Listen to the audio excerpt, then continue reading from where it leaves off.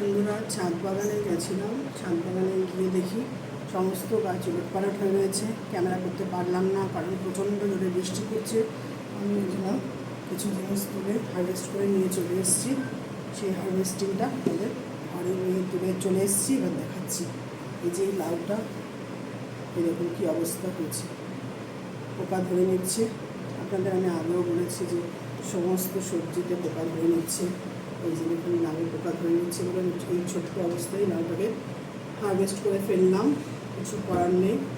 উচ্ছে তো পোকা ধরছে, ছোটো ছোটো উচ্ছে তুলে নিয়ে এসেছি। আর এই যে কটা কলমি শাক তুলে আনলাম, কলমি শাক, তার সাথে কিছু নতুন শাকও এনেছি। এই যে, আর এখানে কুমড়ো শাক এনেছি।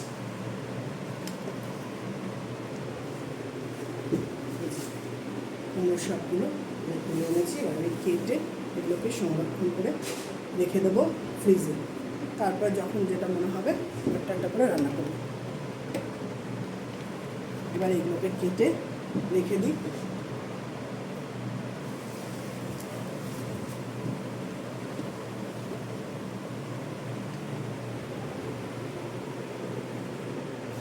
যে কলমি শাক কাটা শুরুও করে দিয়েছি।